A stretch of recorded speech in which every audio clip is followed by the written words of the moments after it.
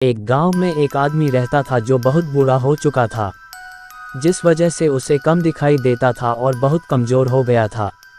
इसलिए अपनी बची कुची ज़िंदगी अपने बेटे के साथ बिता सके इसलिए शहर में रह रहे उसके बेटे के घर रहने चला गया। बेटा एक शहर के छोटे मकान में रहता था। मकान तो उसका छोटा था लेकिन उसके अंदर जो चीज़ें थी वह महंगी थी। उस मकान में बेटा, उसकी पत्नी और उनका एक 5 साल का बच्चा, ये छोटा सा परिवार साथ मिलकर रहता था।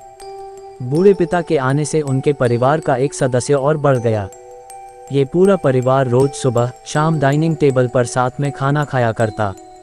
बूढ़ा पिता अपनी कमजोरी के चलते हमेशा खाने की चीजें नीचे गिराता रहता और कई बार कांच के बर्तन भी टूट जाया करते थे।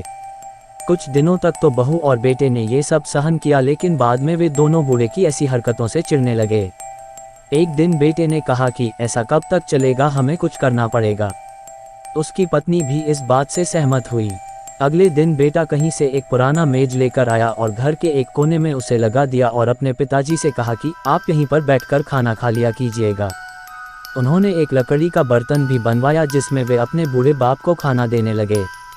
अपने कांच के कीमती बर्तन बचाने के लिए अपने बूढ़े बाप को लकड़ी का बर्तन देने में उन्हें ज़रा भी शर्म नहीं आई। अब खाने का समय जब जब होता तो बूढ़ा बाप एक कोने में बैठकर खाता और बाकी का परिवार डाइनिंग टेबल पर खाना खाया करता।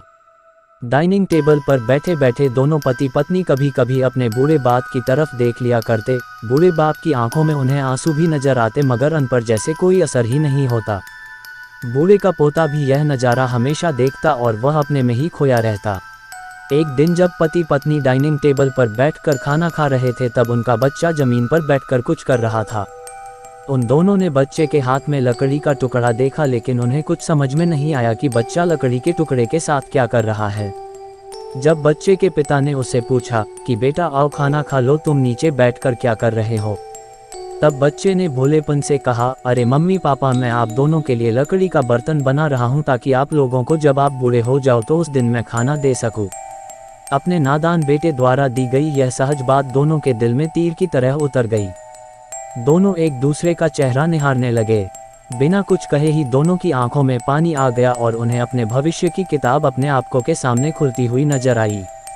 उन्हें समझने में ज़्यादा देर नहीं लगी कि अब उन्हें आगे क्या करना पड़ेगा। अगले दिन कमरे के कोने से वह पुराना मेज हट गया और अब बूढ़ा पिता और बाकी का परिवार साथ में मिलकर फिर से खाना खाने लगे।